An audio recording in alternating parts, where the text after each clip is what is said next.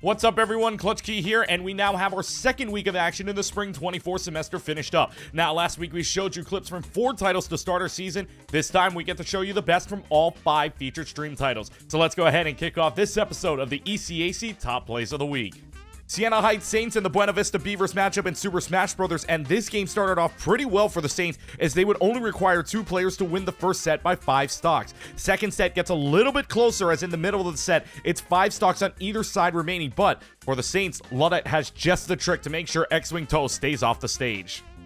Luddite very aware, I think, of what X-Wing wants to do. Is that's going to be no tech in that situation, and that means that stock is gone. Goodbye. Another one off the board. Luddite, can they continue their reign? Another string of back airs, and that one will be shut down. They will be able to get back to the ledge, but that's going to be another mistake. No! The jump, the up B, and it's not enough. Rinse, repeat.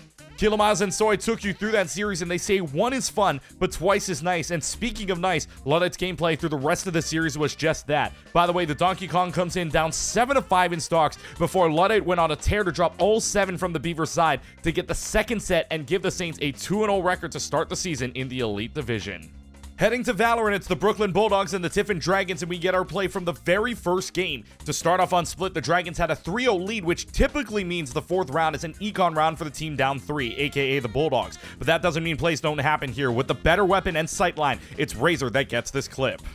Of what they may be having tonight for Tiffin. They still have so much left to work through. A nice weapon upgrade here. Razor's gonna throw it right back into their face. Hey, you cook something? Well, Razor's ready to come at you with a full course meal. Sam Talks and Nerds Corner taking you through that series, and I'm thinking that the Cypher killing the last 2 there with Razor having the showstopper for a potential ace was talked about. But anyway, that would eventually lead to a 13-3 final scoreline on map 1 for Tiffin, and then it headed to Breeze, where it doesn't get much better for the Bulldogs, as the Dragons would only give up 6 rounds there, and Tiffin moves up to 2-0 on the season.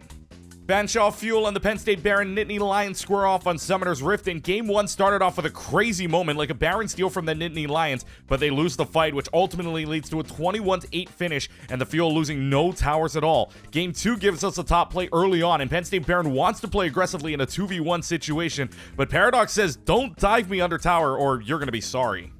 This is even worse, because Viego can do so much more than the Bel'Veth at this point. There's mobility, there's so much of that raw damage that the Bel'Veth needs on the items to scale. Winter misses it, and there's gonna be targeted by the turret. No, 4x4. It might be 2 kills, 1 less auto.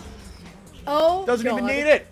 That's 4x4 and Sylph Chan on the call as the dive unsuccessful, and Paradox coming out with 2, and that would be out of 7 total kills for the Varus. And as the game ended, the stats almost looked very similar to Game 1. Fanshawe runs it down with 21 kills, not having given up a single tower, and the biggest difference is that in this game, they only had 3 total deaths. The Fuel ran away with the game and moved to 2-0 on the season. We head to Rocket League with the Merrimack Warriors and the Florida Atlantic Owls, and it's the Owls who are looking very good in game number 1, winning 4-1. Game 2, though, gets a little closer as the Warriors force overtime, but after 38 seconds, the Owls get another game up 2-0 in the best of 7. Our top play comes from game number 3, and there's a saying that goes 3rd time's the charm for Lil Stan. Just watch what that means. But it's not like Florida Atlantic wasn't ready for that shot attempt. Cracker's going up high in the sky, gets the flip reset.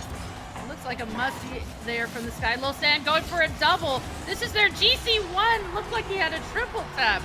Whoops you and Rocket Star on the call as Lil Stan with a beautiful triple tap goal, and showing that the saying about the 3rd time's the charm doesn't always involve luck. All skill from the entire Owls team, as game 3 would result in another 4-1 scoreline, and game 4 would bring the broom out of the closet, as in a game 4 5-3 final scoreline. It's the Owls keeping their season perfect, going 2-0 without dropping a single game in a series thus far. Ohio Northern Polar Bears and the Kane Cougars squaring off in the first week of Overwatch, and out of all the games this week on stream, this was the closest one, but it didn't start off that way, as Kane would take the first 2 maps on Lijiang Tower 2-0 and Kings Row 3-2. However, the table started to turn a little for the Polar Bears as they took Route 66 2-1. Our top play coming in map number 4 on New Queen Street, as it comes down to the wire, but a tank swap just to contest for the robot turns into a lot more. They have to get on the point. You're right, but the amplification matrix is making this push all the more difficult. Sound barrier and Blizzard thrown on out. Last-ditch efforts. These must land into somebody to hit both supports. Though when we thought Ohio Northern, they're not done digging, they have struck gold. That's both supports out of the picture. Millions returning on their signature Doomfist. It's another brawl towards the end. At the end of the day, though, Ohio Northern, their spawns are closer, and they have managed to push them off of the payload. Jag, we are not done just yet. Ohio Northern are pushing the series to a map 5. That's Tiny, Shiny, and Jag on the call, and Millions turned out to be money with that swap onto the Doomfist. And a big note here, Ohio Northern was down as much as 91 meters early on, and they somehow turned it all around to force a game 5. So 2 went the way of the Cougars, and then 2 went the other way to the Polar Bears. However, on Suravasa, a 3-1 map score denies Ohio Northern the reverse sweep, and Kane opened their season with a win. And that's a wrap for this edition of the Top Plays of the Week in the Spring 24 semester. Don't forget, make sure to check out all of the social media, plus check out all of the streams happening all throughout the week. Thanks for watching, everyone, and I hope to see you for the next edition of the ECAC Top Plays of the Week.